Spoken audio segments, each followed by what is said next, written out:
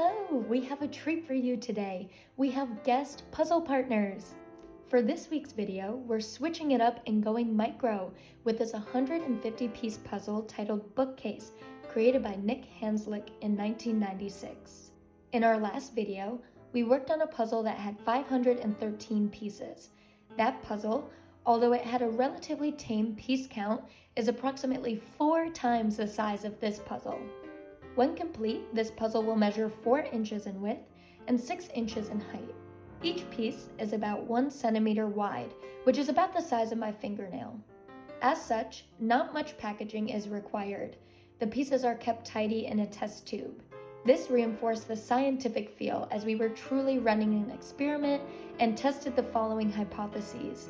Does smaller mean easier? Do 6 to 8 hands make lighter work? In the end, we were surprised by our results. Making a callback to this puzzle's name, Bookcase, we coincidentally purchased it at no other than the New York Public Library. In my humble opinion, libraries have the best gift selections. Where else could I find tarot cards, a book-shaped nightlight, and a puzzle at one stop? The New York Public Library was built in 1911 and is located on 5th Avenue and 42nd Street. At the time of its opening, the library was the largest marble building ever built in the United States. This library welcomes millions of visitors a year and houses many treasures, including the original stuffed animals that inspired Christopher Milne to create the characters in Winnie the Pooh. The library is also a popular film site and has appeared in Ghostbusters, Spider-Man, Breakfast at Tiffany's, and many more. If you watch these movies, let us know if you spot this iconic building. Immediately, the sheer number of books pictured in the puzzle stood out to us. Some of these books were horizontally stacked on the bookshelf, but most sat vertically. The books were oriented straight up and down or leaning at an angle.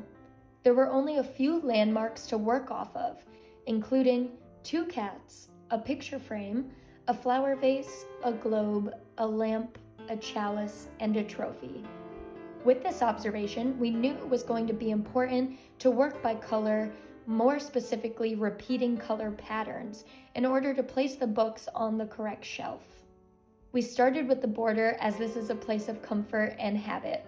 The border pieces make up the wooden part of the bookshelf. As such, they had a grain.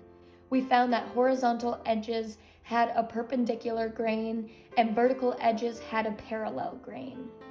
With this trick, we were able to place the majority of the border. When we ran into difficulty that we would later find out was a result of 2 misplaced pieces, we decided to pivot to the inner pieces. The team got started on placing books while I did the landmarks. Once they were complete, I jumped in to help with the books. We found that the leaning books were more easily locatable and started with those. Our tip for this puzzle is to be smarter than us and fully read the packaging. The packaging includes a QR code that contains a much larger picture guide than what's printed on the label. This will avoid further eye strain. We also found having multiple perspectives helpful, as our sitting positions spread us out on all sides of this tiny puzzle. If you're building this puzzle solo, we encourage you to move around the puzzle to gain these multiple vantage points. If you're working on a team, talk with each other and ask your puzzle partners if they see a specific color or pattern. If running into difficulty, it's always nice to get fresh eyes on a problem at hand. This puzzle took us about an hour and 20 minutes to complete. Although this is faster than our other puzzles given the lower piece count, it was more physically taxing on our eyes and emotionally demanding as we had to manage our frustration. Overall, we give this puzzle a 7.45 out of 10 for puzzability. The following contributed to this overall rating. We gave a 7.75 out of 10 for setup. Although it was an easy box dump, or tube in this case, it was tough to handle these tiny pieces. We gave a 7.75 out of 10 for design. Given the limitations of an image this size, it felt like the creator did what they could with what they had, by including a variety of colors and book orientations.